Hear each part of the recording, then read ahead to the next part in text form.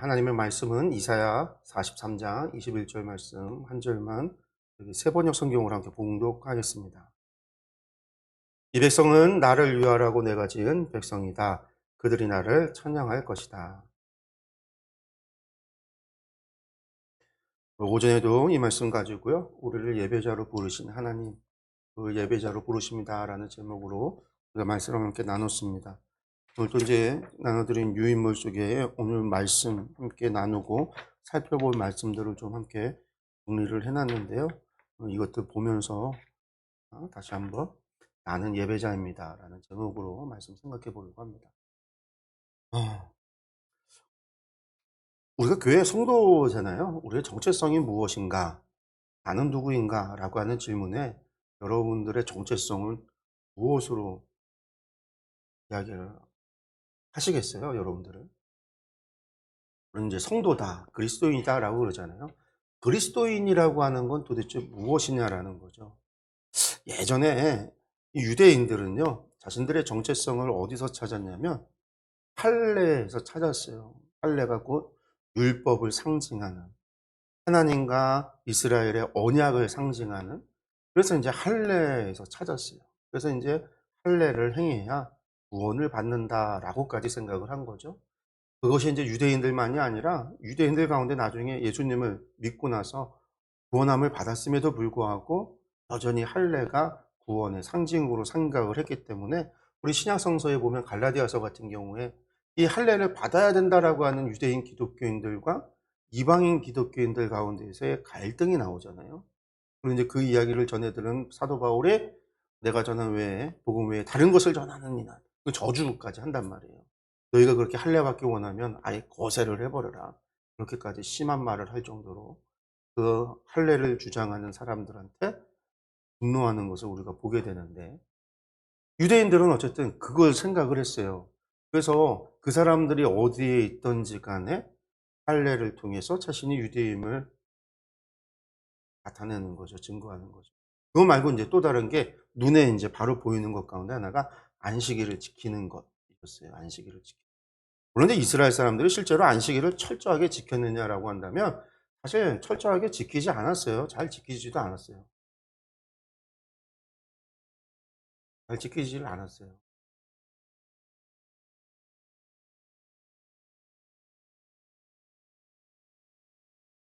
그래서 예레미야서 같은 경우에는 너희가 안식일을 안 지킨다 하나님께서 그렇게 책망하고 막 이야기까지 했단 말이에요. 막. 근데 우리는 이 신약성서 보면 신약성서에서 예수님 안식일 지키지 않는다고 유대인들이 예수님을 갖다가 막 죽이려고 하기도 하고 공격하기도 하는 것을 우리가 보기도 하는데, 근데 실제로는 그러지 않았거든요. 나중에 이제 중간사 가면요, 중간사 때 그런 경우들이 있었어요. 안식일을 지켜야 된다.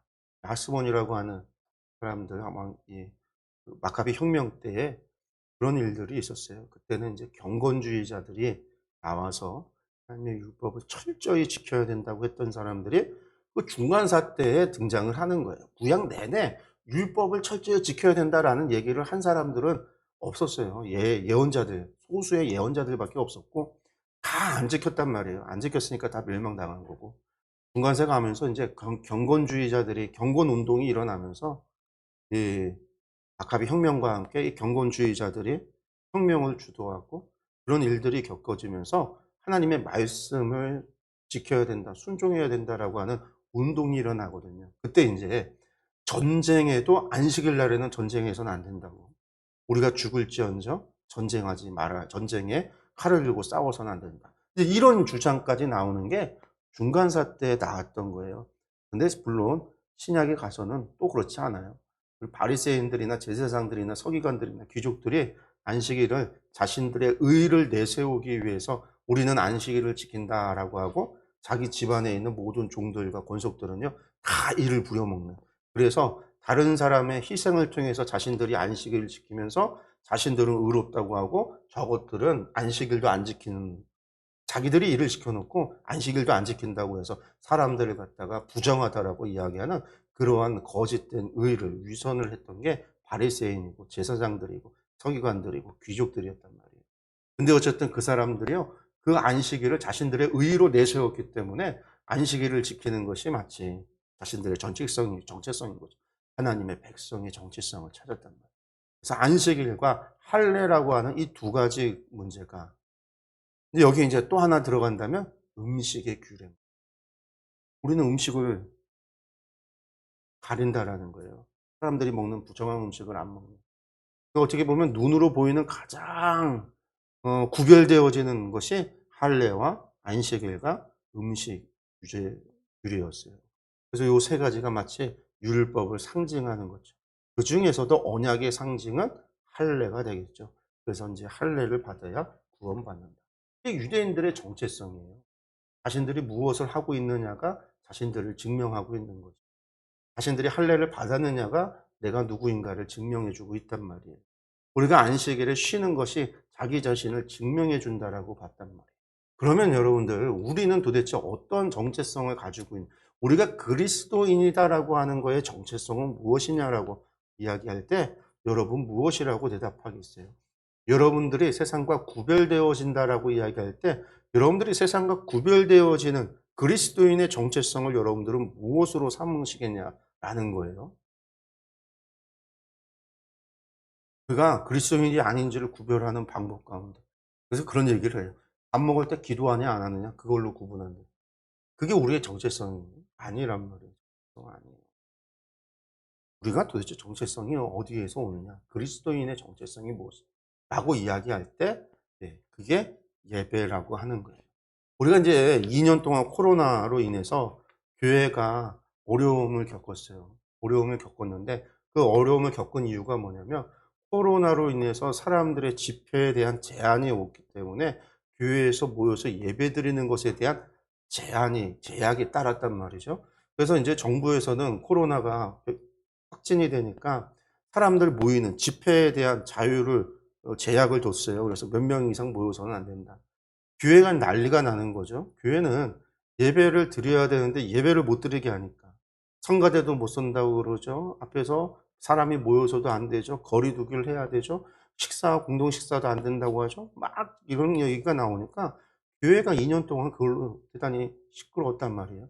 그리고 이제 보수 교단에서는 마치 이것이 정부에서 교회를 탄압하는, 박해하는 것처럼 막 이야기하기도 했어요. 그래서 정치권이랑 연결되어 있는 정치 목사들 같은 경우는 이걸 마치 무슨 로마 시대 때 기독교 박해하듯이 교회를 박해한다라고 그런 식으로 떠들었단 말이에요. 왜냐면 그 다 정치꾼들이에요. 목회자가 정치 목사들인 거죠.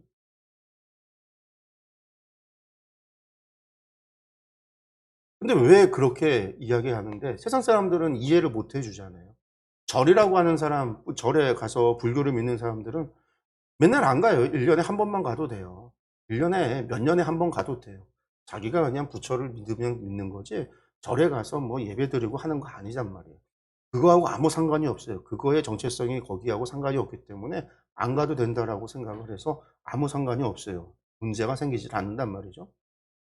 카톨릭 같은 경우는요. 중세 카톨릭은 중세 시대를 거치면서 이 패스트라고 하는 이 엄청난 흑사병, 이 중세의 전염병 시대를 거치면서 이미 교리화, 이미 체계화되어 있어요. 그런 문제에서 교회가 어떻게 행동해야 되는가가 전통 가운데 있단 말이에요.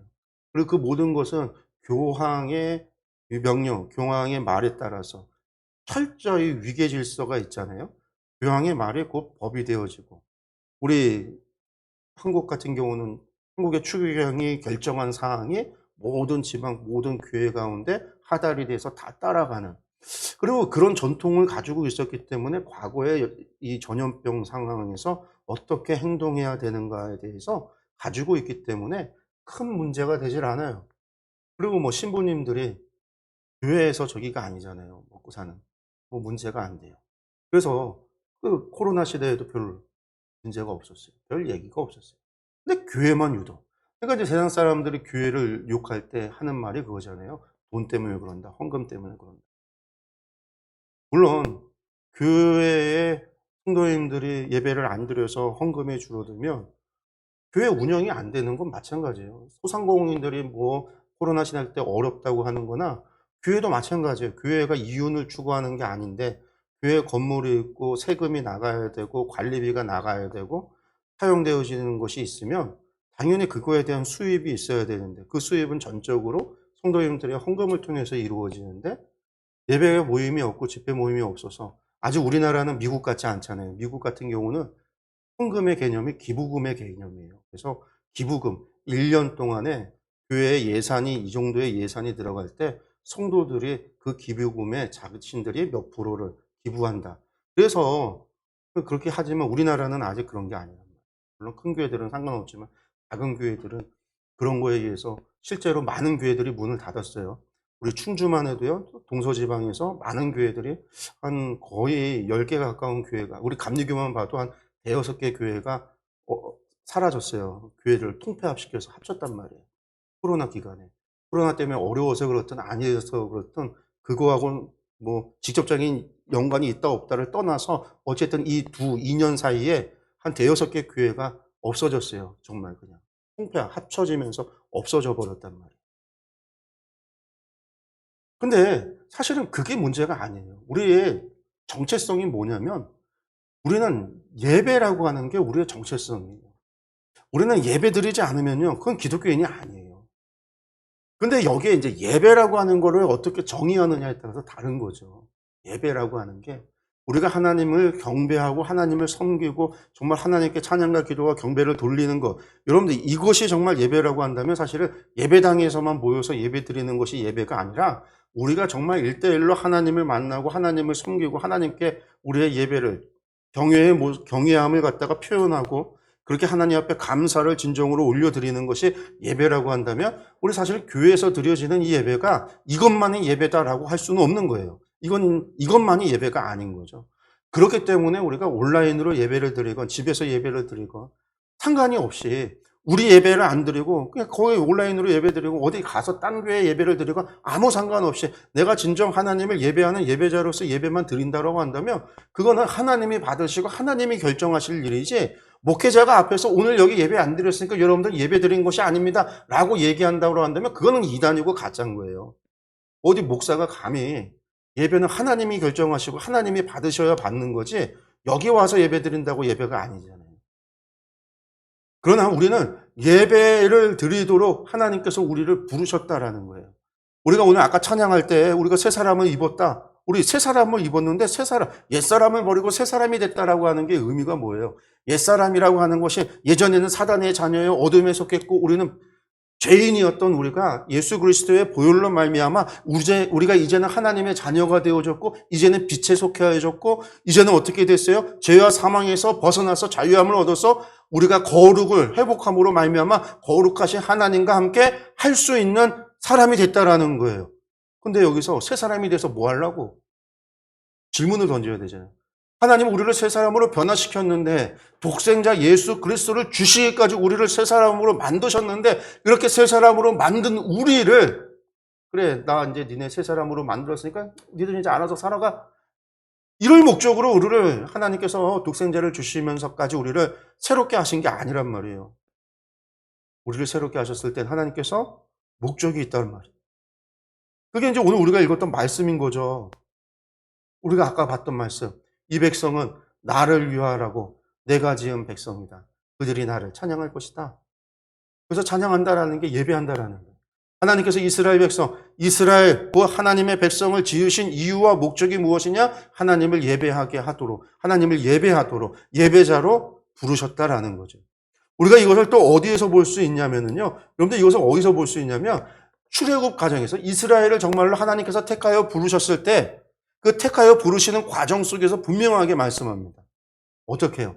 출애굽의 과정에서 애굽의 바로에게 모세를 보내서 이야기하실 때 이 백성을 보내달라, 이 백성을 내어달라라고 할 때 뭐 때문에 보내요? 이 백성으로 하여금 하나님을 섬기도록, 이 백성으로 광야에서 절기를 지키도록, 이 백성으로 하나님께 예배하도록 이게 목적이었어요. 하나님께서 이 백성을 부르신 이유와 목적이 뭐냐? 하나님을 섬기도록, 하나님을 예배하도록, 하나님을 경배하도록, 하나님의 백성으로 삼으시는 목적이 무엇이냐? 하나님을 예배하도록. 종되었던 그들을 구원하시는 이유가 하나님을 예배하는 예배자가 되게 하기 위해서. 하나님께서 우리를 왜 십자가의 독생자를 주시기까지 우리를 대속하여서 우리를 갖다가 제사하여서 우리를 왜 새로운 몸으로 새 사람으로 삼으시고 하나님의 자녀로 삼으셨는가? 우리로 하나님을 섬기도록, 하나님을 예배하도록 하기 위해서 하나님께서는 그 일을 행하셨다. 그럼 예배가 뭔데요? 예배. 도대체 예배라는 것이 무엇이냐라는 거예요. 그러면 예배가. 오전에도 제가 말씀드렸어요. 예배는요. 하나님께서 예배를 만드셨잖아요. 하나님께서 우리를 예배자로 부르셨어요. 그 예배라고 하는 게 우리가 하나님을, 그러니까 세상에 예배도 많아요. 우리가 하나님을 예배하는 우리의 예배뿐만이 아니라 우리 이슬람들도 예배를 드려요. 알라에게 예배를 드려요. 유대인들도 예배를 드려요. 하나님, 여호와에게 예배를 드려요. 무당도요. 귀신한테 예배 드려요. 절에 가도요. 절간에 가도요. 부처한테 예배 드려요. 요즘은 이제 불교도요. 모임을 하잖아요. 뭐 주일학교처럼 주일 불경학교 막 이런 거 하잖아요. 그 찬송가가 있으니까 이제 참불가를 만들어서 막 참불가를 부르고 성가대가 있어서 참불가를 갖다가 성가대하고 막 다 따라서 이제 뭐 하는데 다 예배라고 하는 걸 드린다고요. 그 예배가 다 뭐냐면 자신들이 믿는 초월자를 감사를 드리고 존경을 표하고 그 초월자를 섬기는 행위가 예배란 말이에요. 하나님께서 그 예배를 왜 드리는 거예요? 우리로 하여금 하나님을 왜 찬양하도록 하셨을까? 하나님께서 막 남들 찬양하는 소리를 듣고 싶어서 막 하셨을까? 예배가 그런 것이기도 하지만 더 중요한 건 근본적으로요. 예배는 우리를 위해서 하나님이 만드신 거예요.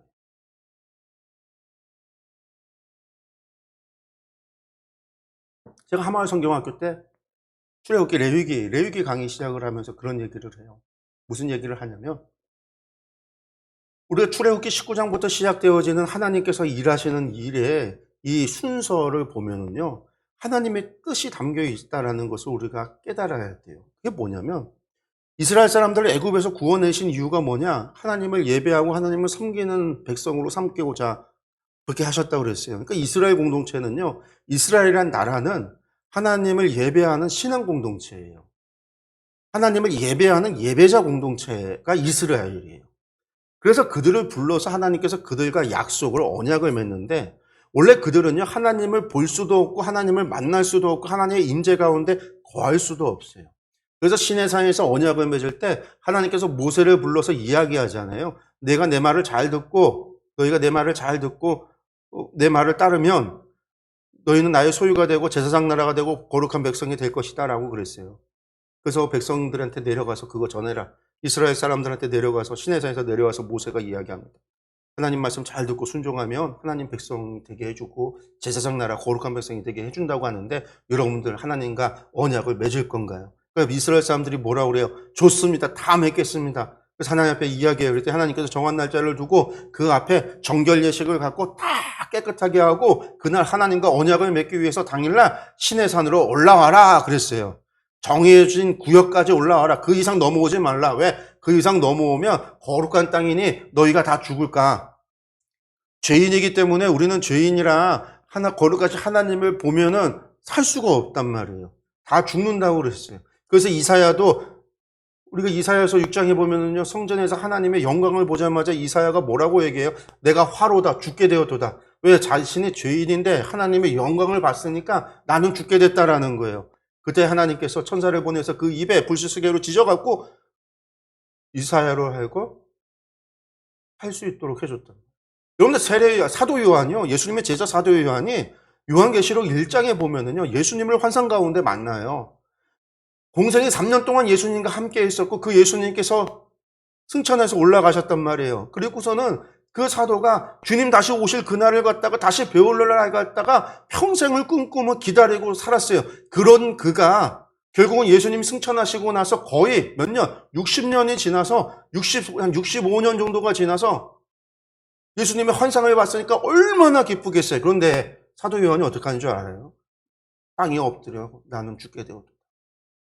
예수님께서 사도 요한에게 두려워하지 마라. 무서워서 벌벌 떨고 있으니까 두려워하지 말라는 거예요. 세상에 무슨 사도 요한이 무슨 죄가 그렇게 많아서 떨었을까요? 아니라는 거예요.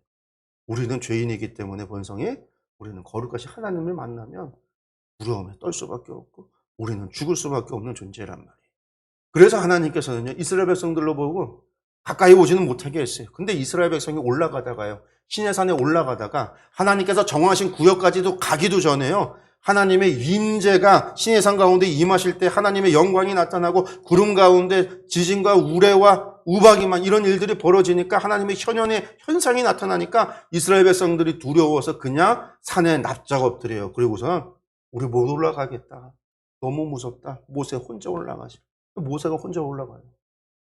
그래서 40일 동안 하나님 시내산에서 하나님과 함께 모세가 있다가 내려오는 거죠.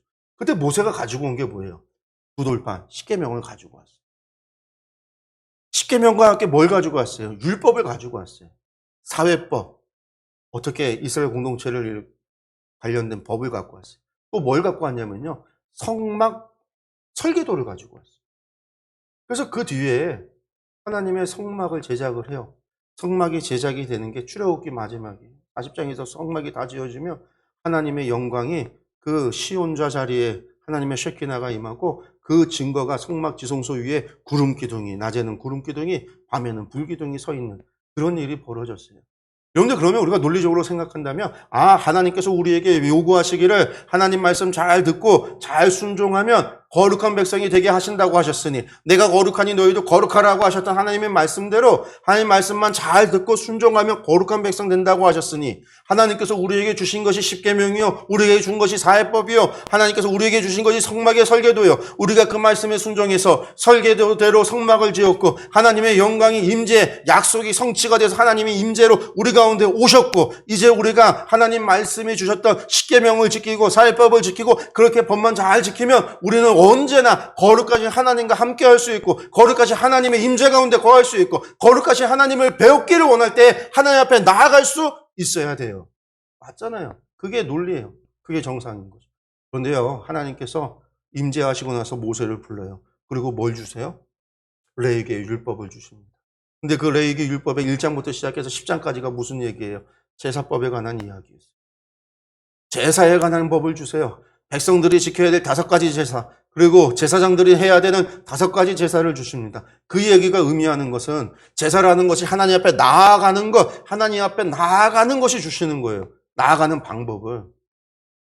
십계명을 줬어도요, 사회법을 줬어도요, 율법이 주어졌어도요, 내가 아무리 십계명을 지키고 아무리 율법을 행한다 해도 우리의 행함을 통해서 나의 의로서 하나님 앞에 나아가는 게 아니라, 누구든지 아무리 율법을 잘 지켰어도 아무리 말씀을 잘 지켰어도 하나님 앞에 나아올 때는 반드시 뭘 통해서? 예배를 통해서만이 하나님 앞에 나아갈 수 있다는 것을 말씀해 주시는 거예요. 예배라고 하는 것이 우리가 하나님을 섬기는, 세상 모든 사람들은요, 예배는 다 자신들의 초월자를 섬기는 거예요. 그래서 초월자의 기분을 좋게 해주기 위해서 드리는 게 예배예요. 우리를 위해서가 아니라 초월자의 만족을 위해서 드리는 게 예배예요. 구약의 이스라엘의 주변 나라들의 예배가 뭐였어요? 자신들이 믿는 우상의 만족을 위해서 드리는 제사였단 말이에요. 그래서 내 몸에 난 씨로다가 갖다 바친다. 자기 아들을 갖다 바치고 자기 딸들을 갖다 바치고 자신들의 자녀를 태워서 바치는, 그것이 우상이 만족하기.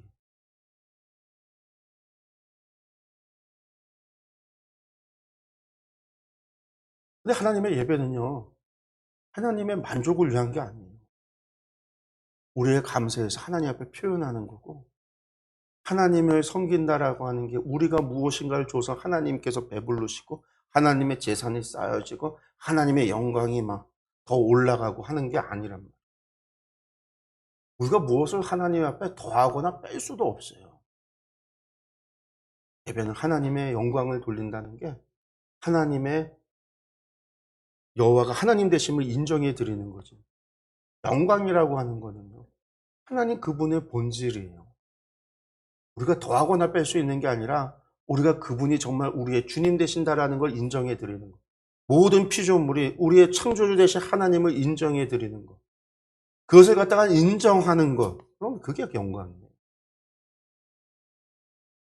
근데 하나님께서는 그것을 갖다가 우리 죄인들이 하나님 앞에 나아갈 수 있는, 당당하게 우리가 하나님 앞에 나아갈 수 있는, 그전까지는 우리가 하나님 앞에 나아가면 다 두려워서 엎드려야 되고, 두려워서 떨어야 되고, 두려워서 하나님을 배웠다간 죽어야 됐던 그것이 예배라고 하는 걸 통해서 누구든지 죄인이라 할지라도 하나님 앞에 나올 수 있고, 하나님 앞에 아랠 수 있고, 하나님 앞에 설 수 있도록 만들어 놓으신 유일한 길이라는 거예요.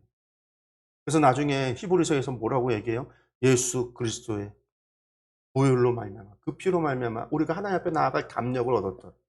에베소에서 뭐라고 그래요? 예수 그리스도께서 자신의 몸을 휘장 삼아서 하나님과 우리에게 막혔던 담을, 우리에게 막혔던 것을 담을 허무시고 휘장을 찢으셨다라고 그랬어요. 예수님께서 주님의 십자가의 그 보혈로, 과거에는 짐승의 제물의 피를 가지고 하나님 앞에 나아갔어야 되고 대속의 제물을 가지고 하나님 앞에 나아갔어야 되지만, 예수 그리스도께서 우리의 대속의 제물이 되어 주심으로 말미암아 이제는 우리가 그리스도의 보혈로 하나님 앞에 나아갈 담력을 얻고 하나님 앞에 나아갈 수 있게 다 하나님께서 해주신 거죠. 그래서 예배가 하나님을 경배하는 것이지만 그것은 또한 우리가 하나님 앞에 나아갈 수 있는 복을 얻는 거고요. 하나님의 만날 수 있고 하나님의 임재 가운데 거할 수 있는 은혜를 누리는 시간이에요. 그래서 예배는 도리어 우리에게 복을 주시는, 우리에게 은혜를 베푸시는 자리라는 거죠.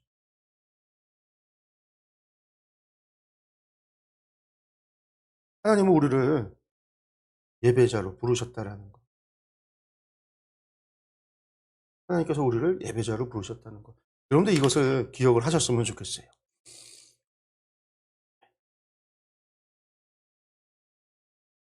그래서 우리에게 뭐라고 얘기하시죠? 하나님께서 내가 길이요 진리요 생명입니다. 왜? 말씀 보면 요한복음 14장 6절에서 예수님께서 우리에게 하신 거예요. 나는 길이요 진리요 생명이다. 나를 거치지 않고는 아무도 아버지께로 갈 사람이 없다. 그건 뭐냐면 주님의 십자가의 그 대속의 제물 대신 주님의 그 은혜가 아니고선 아무도 하나님께로 갈 사람이 없다라는. 그래서 우리가 예배를 드린다라고 하는 건 결국은요, 예수 그리스도로 말미암아 드린다라는 거죠. 그래서 예배를 드린다라고 하는 건요, 믿음이 없이는 예배할 수가 없어요. 이 믿음이 없이는 예배 드릴 수가 없는 거예요. 이 믿음이 없이는 하나님께 나아갈 수가 없는 거예요. 예배의 자리에 그저 참석했다고 예배 드린 게 아니라, 우리가 코로나19에 예배당에 와서 예배를 드리냐 안 드리냐 가지고 우리가 막 사람들이 이야기를 했는데 다 헛짓거리를 한 거죠. 예배당에 와서 앉아서 딴 생각하고 있으면 예배 드린 게 아니에요. 우리는 그 사람들한테 그것에 대해서 이야기하진 않고요. 예배자가 되어야 된다라고 하는 사실을 가르치지 않고요. 그냥 예배 자리에 참여해야 된다라는 이야기만은 해요. 우리가 어느 자리에 있든지 간에 우리가 하나님을 영과 진리로 예배한다라고 이야기할 때 우리가 진정으로 하나님을 섬기고 하나님께 찬양하고 하나님을 경배한다라고 한다면 자리가 무슨 상관이 있겠어요? 목회자가 무슨 상관이 있겠어요? 목사가 없어서 나 혼자 있어서 나 혼자 예배한다. 그건 예배가 아닐까요? 저 중국에 수많은 가정교회들이 있어요. 아직도. 중국이라고 하는 나라에 교회가 두 가지가 있잖아요. 삼자교회. 중국 공산당에서 통치하고 감시하는 삼자교회가 있고, 가정교회, 아직까지도 그 가정에서 공산당의 영향을 안 받고 신앙을 지키겠다고 하는 가정교회들이 있어요. 근데 그 가정교회 지도자들이 무슨 신학교 나오고 안수받아서 목사, 전도사 그런 사람들이 아니에요. 그냥 자기 공동체 안에서 그냥 섬기는 사람들이에요. 거기에는 목사도 없어요. 전도사도 없어요. 여러분들 목사도 없고 전도사도 없으니까 그들의 예배는 하나님 안 받으신다고요? 그건 예배가 아니라고 할 거예요? 그들이 예배당에 가지 않고 집 방구석에서 드렸으니까 그건 예배가 아니라고 하겠습니까? 아니란 말이에요.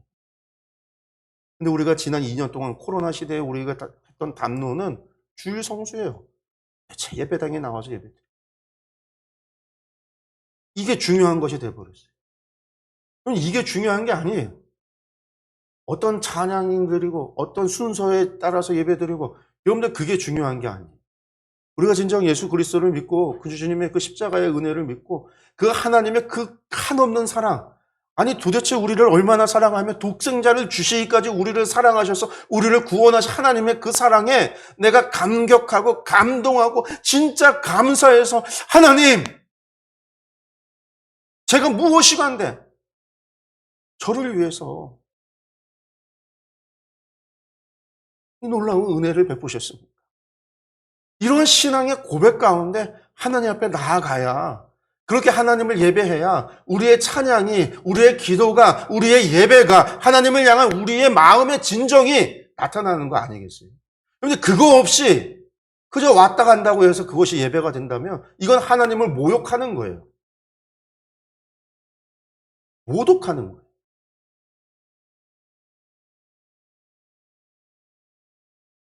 제가 중국에 선교사로 있을 때 시닝이라고 하는 곳에 처음 갔을 때요. 거기는 중국의 시닝은 티벳 지역이지만 무슬림이 많아요. 거기에는 중국의 5대 5개의 5대 티벳 불교 사찰도 있고 5대 이슬람 사원도 있어요. 어마어마하게 큰 이슬람 사원. 그 이슬람 사원이요. 무슬림들이 금요일에 예배를 드려요. 금요일 날 오후에 예배를 드리러 그 사람들이 모이는데 예배당이 큰데도 무슬림이 워낙 많으니까 몇만 명이 모여야 되는데 무슬림 사원 안에 다 못 들어가요. 그럼 그 사람들이요. 바깥에 나오는 거예요. 예배당 바깥에, 예배당 마당에, 그리고 거기도 안 돼요. 모자라요. 그럼 예배당 바깥에 인도에도 자리가 없어요. 그럼 차도에. 그래서 차도까지 몇만 명의 사람들이 앉아갖고 예배를 드려요. 몇 시간 동안. 이제 이맘일 이제 이슬람 거기서 기도하기 시작하면 앉았다 일어났다 절하기도 하고 이맘이 꾸란을 읽기도 하고 낭독도 하고 그래서 이제 그 순서가 쭉 예배 순서가 있는데 여러분들 그 사람들이요 한여름에는요 괜찮아요. 근데 거기가 겨울이 되면요 영하 20도 넘어가는 추운데 그 영하 20도가 넘어가도요 바깥에 있는 사람들이 양탄잔 그들이 늘 예배 때 갖고 가는 양탄잔 이 기도 돗자리 그거 하나 깔아놓고 거기에 맨발로 무릎 꿇고 앉아서요 2시간 가까이를 예배를 드리는 거예요. 벌벌 떨어도 추워도요. 결코 꼼짝도 안 하고요. 기도하고 이 일어났다 앉았다 절했다가 기도했다가 또 낭독되어지는 걸 소리를 듣다가 제가 거기서요 은혜 받았어요. 이슬람들 예배 드리는 거예요. 감동을 받았어요. 저 사람들 어떻게 저렇게 예배 드렸어요. 저렇게 추운 데서. 우리는 예배 때 조금만 불편해도 조금만 더워도 막 난리를 치고 조금만 추워도 그냥 교회가 춥다고 막 그러고 조금만 불편해도 하나님을 예배하는 것보다 다른 거에 더 신경 쓰고 다른 거에 더 얘기하고 하나님을 향한 함이라고는 눈꼽만치도 없는 막 그런 모습들을 갖다가 교회 안에서 발견하게 되는데 저들은 도대체 어떤 믿음을 가지고 있기에 그들이 믿는 그들의 그 알라에 대한 감정이 어떤 거길래 얼마나 경외함을 가지고 있기에 저럴 수 있을까 감동이 되더라고요. 저 예배가 그래야 된다. 우리의 예배가 저들은 가짜잖아요. 우리는 진짜 하나님, 독생자를 주시기까지 우리를 사랑하신 그 하나님, 그 전능하신 하나님을 예배하는 우리가 가짜의 모습보다 우리가 더 가짜 같으면 어떡해요?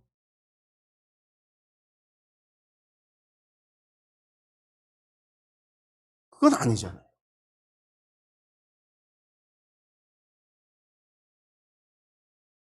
그 사람들은 자신들이 진짜인지 아닌지도 모르고서도 그렇게 예배를 드려요.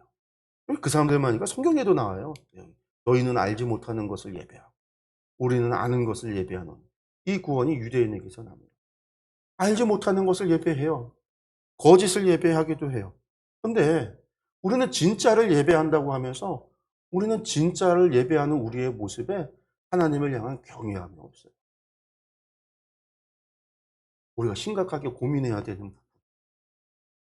옛날엔 예배 한 번 드리는 게 목숨을 걸어야 되는 우리는 예배가 이제는 너무나 편해져서 너무나 좋아져서 하나님을 향한 경외함을 사라져버려요. 호세아서 6장 6절에 이 얘기를 해요. 내가 바라는 것은 변함없는 사랑이지 제사가 아니다. 불살라 바치는 제사보다는 너희가 나 하나님 알기를 더 바란다. 거짓된 예배가 있으니까요. 잘못된 예배가 있으니까요. 이스라엘 사람들이 예배를 번제를 드리고 제사를 드리는데 하나님을 향한 사랑도 없고 하나님을 아는 지식도 없고 하나님을 향한 경외함도 없고 하나님을 알지 못하니까 하나님을 향한 경외함이 없는 거예요. 하나님이 얼마나 무서우고 어미하신 하나님의 심판이 얼마나 무서운지를 모르니까 두려움이 없는 거예요. 하나님의 사랑이 얼마나 큰지를 모르니까 사랑의 마음이 없는 거예요. 하나님의 은혜가 얼마나 큰지를 모르니까 감사도 잃어버린 거예요. 그러고 그저 해야 된다고 사람들 하는 것대로 따라서 제사하고 번제하고 있으니까 하나님께서 나 그런 거 안 받겠다. 내가 원하는 건 하나님 사랑인 거 하나님 아는 것이지 나는 번제를 원하고 나는 제사를 원하는 것이 아니다라고 말씀하셨어요. 오전에도 말씀드렸어요. 가인과 아벨이 같이 예배를 드렸지만 같이 제사를 드렸지만 하나님께서는 가인과 가인의 제물을 받지 않으셨습니다. 가인이 곡식으로 제사를 안 드려서 곡식으로 제사를 드리고 양으로 제사를 안 드려서 하나님이 안 받으신 게 아니라 가인과 가인의 제사를 안 받았다라는 거예요. 가인, 사람이 먼저였다라는 거예요. 가인의 중심에 뭐가 없었다라는 거예요. 하나님을 아는 지식도 하나님을 향한 사랑도 하나님을 향한 경외함도 없었다라는 거예요. 경외함 없는 자의 제물을 하나님이 안 받으신 거지. 제물이 양이 아니라서 피 흘림이 아니라서 안 받으신 게 아니라 가인을 안 받은 거예요. 예배자가 안 된 자의 예배는 안 받으신다라는 거예요. 우리가 예배자가 안 돼놓고 우리가 안마 첫날 만날 예배를 들어봐야 하나님 안 받으신다라는 거예요. 그럼 우리에게 하나님께서는요. 나는 제사보다 하나님 사랑하는 것을 원하고 나는 번제보다 하나님 아는 것을 원한다. 말씀하셔요. 우리가 정말 하나님 안다면 하나님 앞에 우리의 자세가 어떻게 됩니까? 하나님의 그 사랑을 안다면 하나님의 그 은혜를 안다면 하나님의 그 심판을 안다면 하나님의 그 공의하심을 안다라고 한다면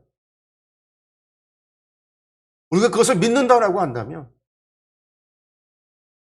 우리는 어떤 예배자의 모습일까? 근데 그 모습을 한번 그려보세요. 그리고 나의 예배의 모습을 그려보세요. 그 둘의 매칭이 되는지. 성령님께서 우리 가운데 오신 오늘 성령 강림절이잖아요. 성령님께서 우리 가운데 오셔서 우리를 새 사람으로 만드시는 것, 우리를 성령의 전으로 만드시는 것.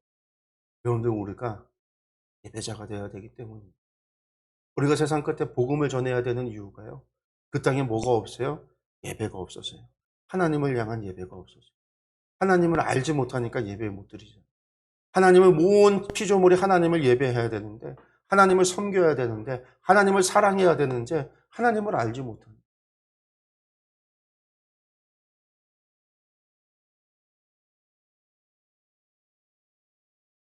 모든 하나님의 은혜는요. 예배 가운데 주어집니다. 하나님의 임재 가운데 주어져요. 하나님의 모든 복은요. 하나님과 함께할 때에 주어지는 거예요. 하나님과 함께하는 게 예배입니다. 하나님과 동행하는 게 예배자의 삶을 살아야 되는 거예요. 우리가 이 예배가 회복이 되고 우리가 예배자의 모습이 회복이 된다라고 한다면 우리 삶의 모든 문제도 해결돼요. 왜? 하나님께서 언제나 함께 하시기 때문에. 하나님께서 언제나 나와 함께 하시기 때문에. 하나님께서 언제나 나와 동행하시기 때문에. 우리의 예배의 모습이, 우리의 예배자로서의 우리의 모습이 회복되기를 원합니다. 우리는 모두 예배자입니다. 우리의 정체성이 여기에 있습니다. 내가 그리스도인이라는 증거가 여기에서 나와야 합니다. 내가 하나님을 향한 우리의 자세가 여기에서 예배라는 게 단순히 주일날 와서 예배 드리는 거 이것이 얘기하는 게 아니라 내가 영과 진리로 내가 예배자로서 진정으로 마음과 뜻과 정성을 다하여 하나님을 사랑하라 하셨는데 내가 마음과 뜻과 정성을 다하여 진정으로 하나님께 감사하고 진정으로 하나님을 찬양하며 진정으로 하나님을 경배하며 진정으로 하나님을 경외하는 것 그것이 우리의 예배자로서의 본분이고 우리의 참된 예배자로서의 모습이라는 것을 기억하시고 이것이 우리 가운데 회복되길 원합니다. 기도하겠습니다.